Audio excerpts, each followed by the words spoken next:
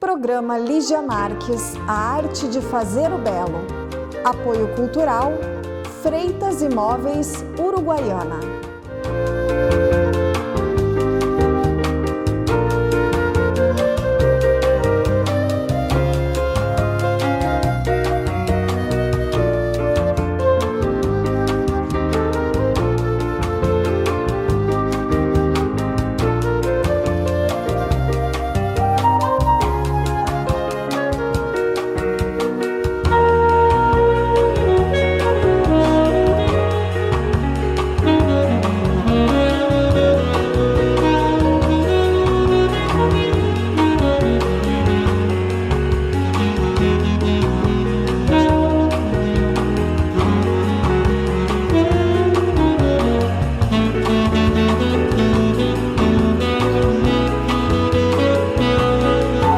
Olá! Estamos apresentando mais um programa Lígia Marques, a arte de fazer o belo.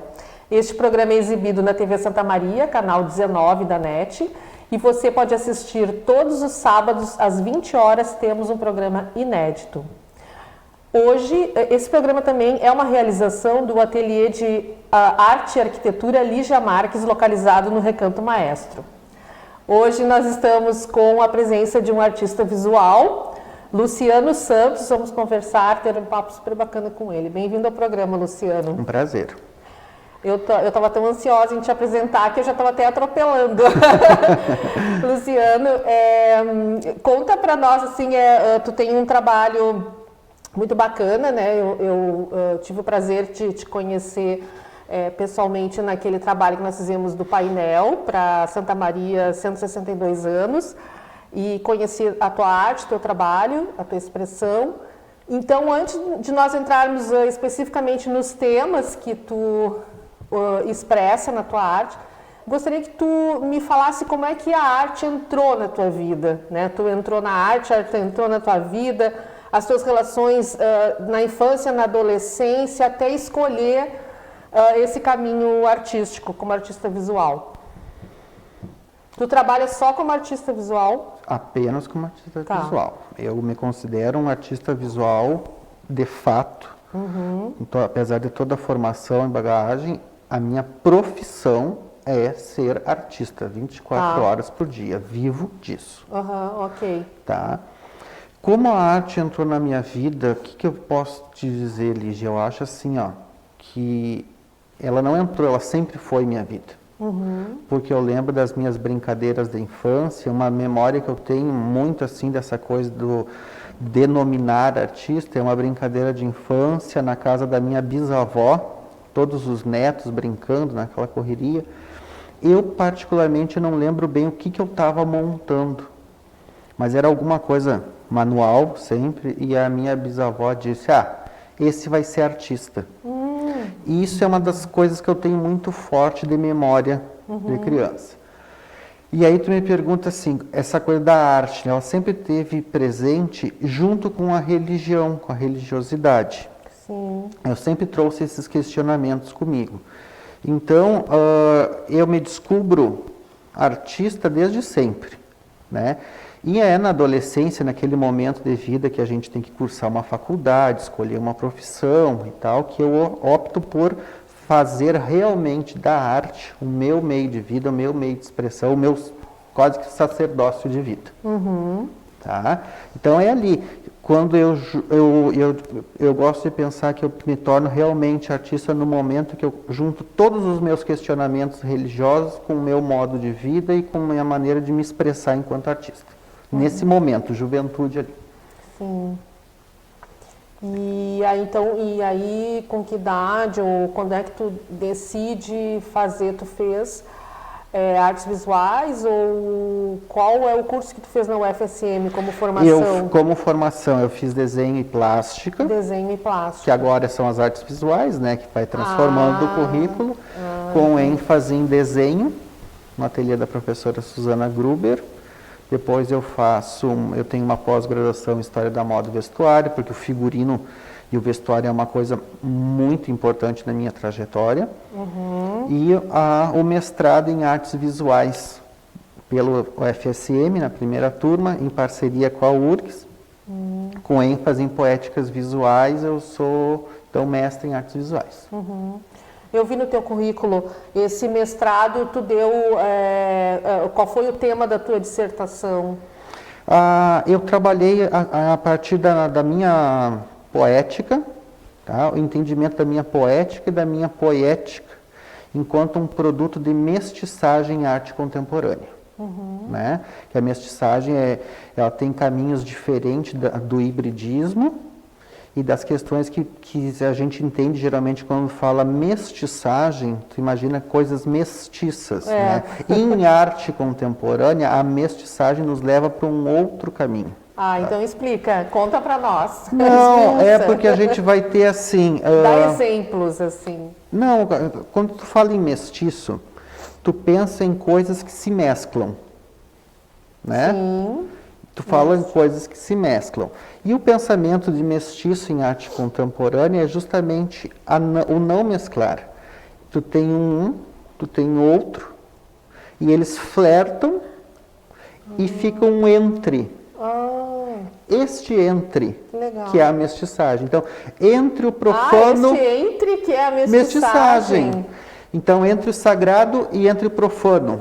Nessa linha tênue que vai separar os dois, está a mestiçagem no meu trabalho. Olha. Entre a reprodução e o original, entre o sagrado, o profano, a reprodução, o original, o múltiplo e o único. Então, nesses entres que eu vou construindo todo um discurso teórico que vai ao encontro à mestiçagem. Sim, que legal. E aí tu fez um estudo de outros artistas que também trabalharam assim? Ou... Não, particularmente eu peguei a partir da minha poética, do desenvolvimento do meu trabalho mesmo, para conseguir elucidar esses caminhos que a imagem da Virgem Maria tem no meu trabalho.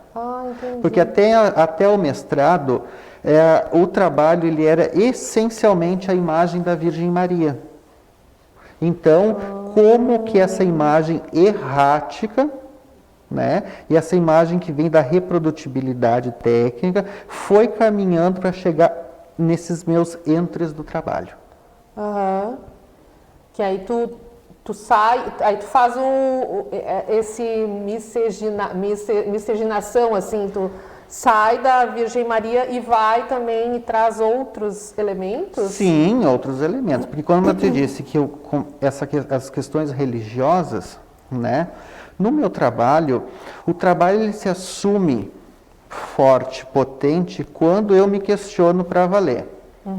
Se Deus não tem sexo, por que eu rezo Deus Pai Todo-Poderoso? Por que eu não rezo Deus Mãe Toda-Poderosa? Ou porque eu não digo apenas Deus Todo-Poderoso? Interessante. Então, ao me questionar sobre o ser não tem sexo. A entidade, né, maior, ela não tem sexo. É para nós pensarmos como uma coisa suprema, mas nós pensamos como sexo, sim. Então, eu começo a estudar todas as questões de pertinência do sagrado feminino. E num dado ponto, eu começo a transpor todas as questões de pertinência do sagrado feminino em associação com a Virgem Maria.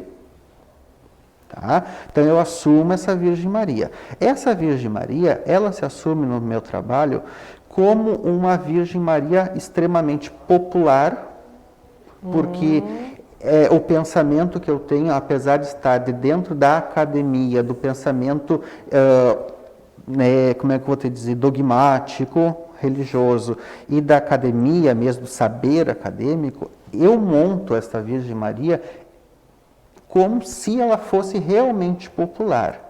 Quer pelos elementos visuais que eu utilizo, pelos recursos, né, que vai ao encontro também de outras questões religiosas, como as questões da Umbanda, as questões das religiões afro-brasileiras, as questões de carnaval. Então eu vou mesclando, e nesse entre eu construí essa minha Virgem Maria. Então aí está toda a construção do trabalho. Né? Então, dessa Virgem Maria, desses questionamentos, que saiu todo o trabalho de mestrado e que eu assumi coisas para frente daí. Não sei se tu sabe, se tu chegou a ler também nesse teu trabalho de mestrado, tem muitos filósofos também que já escreveram sobre essa temática da Virgem Maria, sim, né, sim. da Maria Imaculada, que tentaram Sim. provar, né, Duns Scott, né, e outros. Bacana isso, porque houveram já muitos estudos e às vezes ela é a Virgem Maria usada de um modo, às vezes de outro. Outras religiões negam ela, né? A minha Virgem Maria, o estudo ali, eu centro na imagem. Na imagem. Na imagem. A imagem errática, que vem lá do pensamento tanto do Benjamin, quanto a reprodutibilidade dela, e quanto, agora me fugiu o nome, em seguida vem o nome do filósofo, que esses nomes alemães são estranhos, que vai tratar das imagens erráticas, né? Que elas... em ciclos, elas vêm, surgem, se instauram, né? Então, como que essa imagem se instaurou na minha obra? Como que essa Virgem Maria se instaurou a partir dessa mescla mestiça de todas essas fontes que eu trago? Interessante, porque era essa a pergunta que eu ia te fazer. Tem que ler teu trabalho, então, porque a pergunta que eu ia te fazer era...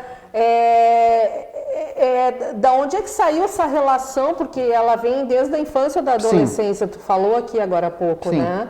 Da tua relação com a religião e com a Virgem Santíssima ou a Virgem Maria. Para entender o trabalho, assim, como é que eu vou te explicar?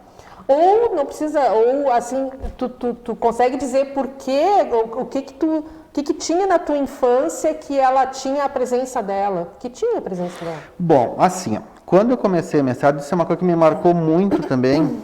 Uma das primeiras conversas com a minha orientadora, a doutora Icleia Catani, que eu queria saber muito o porquê da Virgem. Eu queria muito saber esse porquê. E eu estava enveredando justamente pelo caminho do entender a arqueologia da imagem, a arqueologia do símbolo. E a Icleia, ela me chamou muita atenção numa conversa, ela me disse assim: Luciano, se tu queres entender o porquê dessa Virgem, tu vais conseguir. Mas lembra que nós estamos fazendo arte e não terapia. Se tu descobrir o porquê dessa Virgem, tu deixa de ser arte, né? Tu vais fazer terapia e vais te curar da Virgem. Decides o que tu quer fazer. Eu optei por seguir com a Virgem Maria. Sim, ok. Entendeu? Mas as imagens vêm da infância. Elas vêm da infância. Como eu escrevo e não escondo isso de ninguém, tipo, eu tenho a avó, mãe de santo, então eu ia no terreiro onde se cantava um ponto chamando a Virgem Maria, que é uma Oxum que baixa, que conversa, aquela mesma Oxum daquela imagem, sempre a imagem. Aquela imagem de Oxum que eu tinha no terreiro à noite, no outro dia, de manhã, eu estava correndo no pátio do colégio das Irmãs Franciscanas, estava a mesma imagem. Olha! Então as relações são muito doidas. Vamos deixar assim, doidas. Sim, nós vamos para um rápido intervalo. Eu gostei dessa questão da arqueologia. Eu vou te fazer uma pergunta. Medo. Voltamos logo para conversar com o Luciano Santos, artista visual. Esperamos vocês. Programa Lígia Marques, a arte de fazer o belo. Apoio cultural, Freitas Imóveis, Uruguaiana.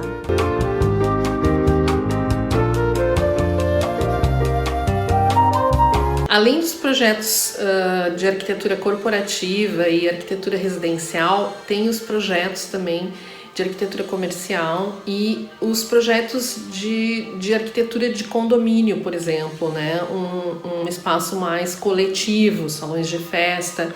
E esse projeto aqui foi um projeto muito desafiador que eu adorei fazer, que era uma brinquedoteca. Então eu pude usar, claro que eu tive que me preocupar com as cores, com as imagens que iriam ser produzidas, colocadas ali no ambiente, nas paredes. E eu me preocupei porque eu tinha um conhecimento sobre isso e um cuidado sobre isso, né? Para também, através do meu conhecimento como arquiteta, poder ajudar as pessoas a cultivarem espaços agradáveis para as crianças e com imagens positivas. Programa Lígia Marques, a arte de fazer o belo.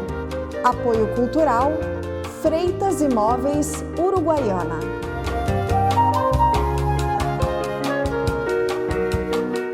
voltamos a apresentar o programa Lígia Marques, A Arte de Fazer o Belo.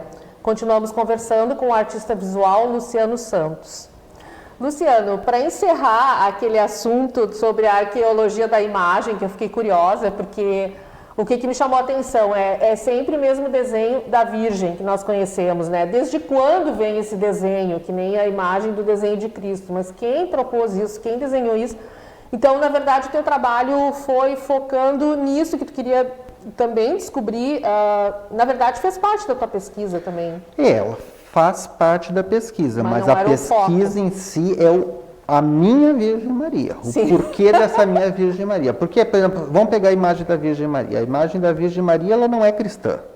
A imagem da Virgem Maria, ela vem do Antigo Egito, que as deusas amamentavam o seu filho, que por sinal vem da civilização núbia, que por sinal vem da outra civilização. Então o que acontece? As imagens, elas são erráticas, as imagens a gente não vai conseguir achar o início da imagem. Que momento teve aquele lampejo que formou a imagem? Porque a imagem que a gente vê, a imagem, isso aqui é uma representação desse lampejo maior que é a imagem. Então, onde estava essa imagem? Isso aí se perdeu, mas ela se perpetua nas representações, né?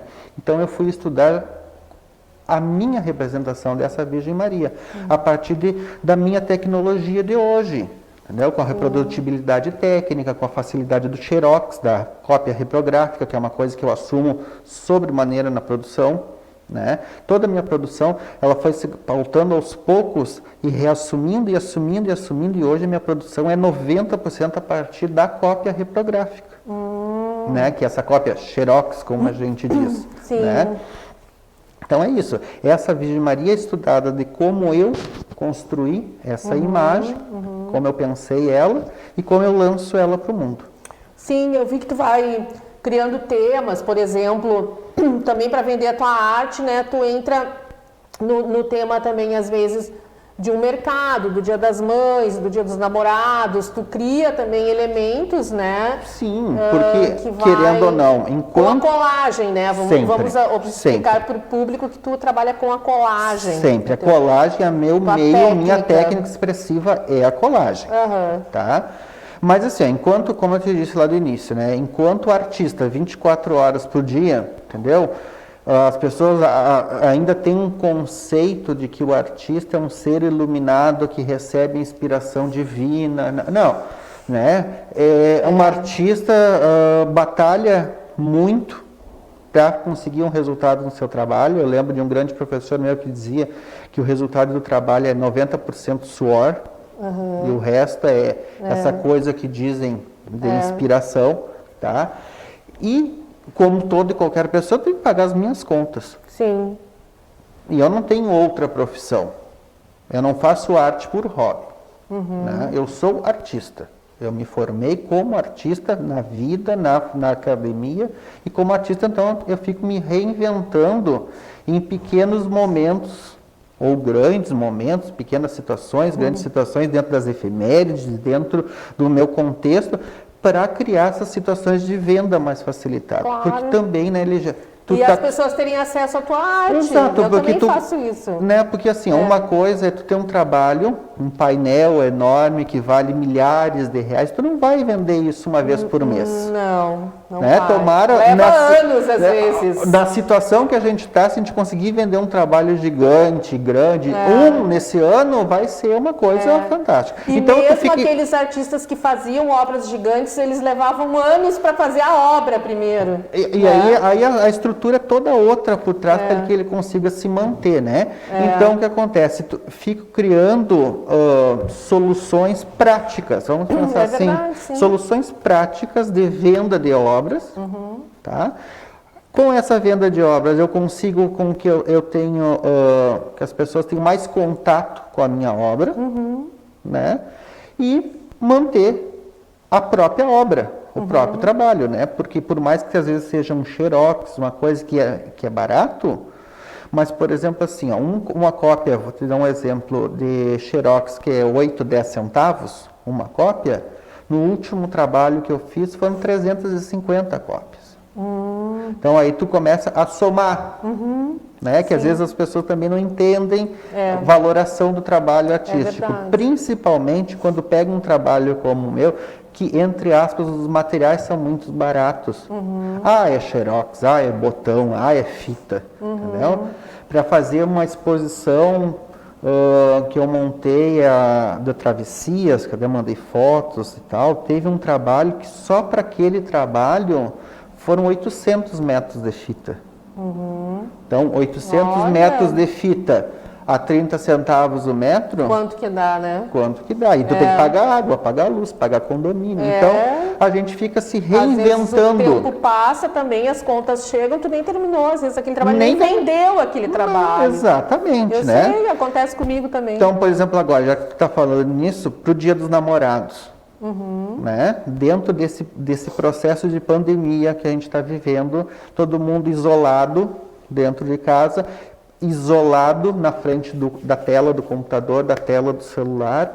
Então, o que eu propondo agora? Uma coisa que eu nunca tinha feito para o trabalho, que é justamente criar uma sequência de colagens inéditas, bem temático para o Dia dos Namorados, para vender a reprodução, para vender o print. Assim como tu faz pro Dia dos Pais, tu faz sempre temáticas. Sempre tem assim. alguma coisa temática, buscando essa questão da venda, na venda ali da hora mesmo, para aquele momento, para poder seguir trabalhando. Então, eu estou agora nesse momento, enquanto eu estou pensando Dia dos Namorados, criando os prints, trabalhando com isso, eu estou criando tem outros 2 projetos. Então, tem um livro arte que está sendo montado, e um projeto com máscaras artísticas. Então, parar não dá para parar. Mas a gente tem que se reinventar e pensar maneiras de seguir adiante. Sim, isso mesmo.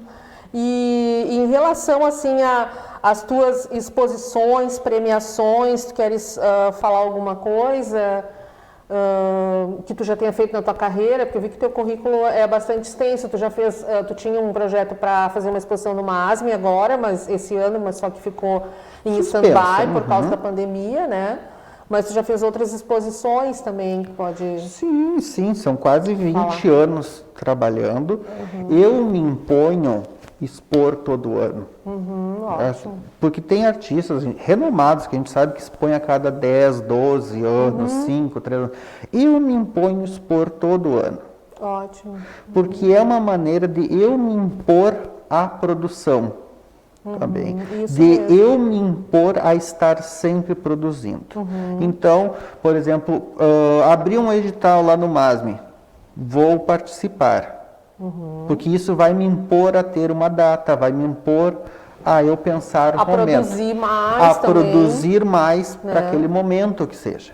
Entendeu? Porque então, tem fases também, né? Por isso que tu vai ver um currículo meu, assim, como tu disse, grande, porque assim, eu me imponho a produzir para expor todo ano, todo convite que eu receber para uma exposição coletiva, só se eu estiver doente para eu não participar, porque eu vou me impor a participação sim. E principalmente tudo que for de Santa Maria, eu faço questão, se eu puder estar presente, eu vou estar. Porque eu sou daqui. Tu é santamariense. Sou santamariense de nascimento, minha formação é toda aqui na universidade, pública e gratuita. Entendeu? Então isso é o mínimo que eu posso fazer, retribuir a minha cidade. Que legal. Entendeu? Então eu tenho esse pensamento. Então tudo parte daqui.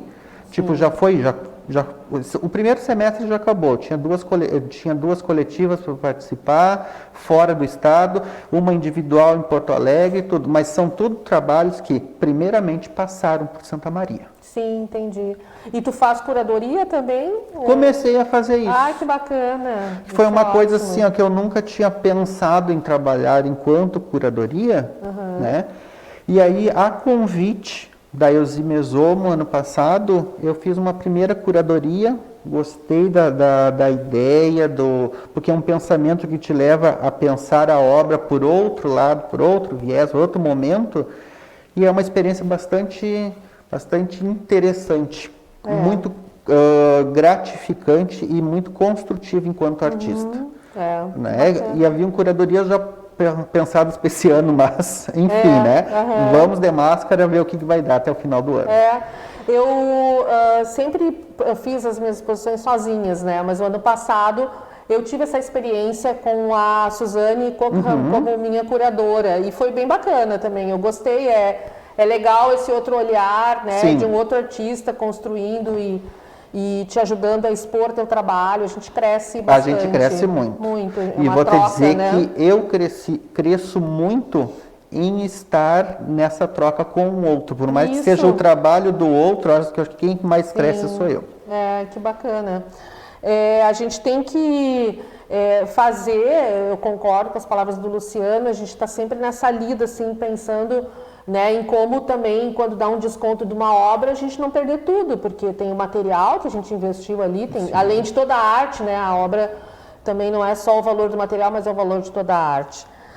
Nós precisamos encerrar o programa e eu gostaria que tu deixasse uma mensagem para o nosso público sobre algum tema que tu queira falar, ou o valor da arte, ou a tua experiência também nesse percurso para o nosso público, para artistas visuais, para jovens, ou para as pessoas que se interessem em fazer arte visual, ou ser artista, como tu quiser.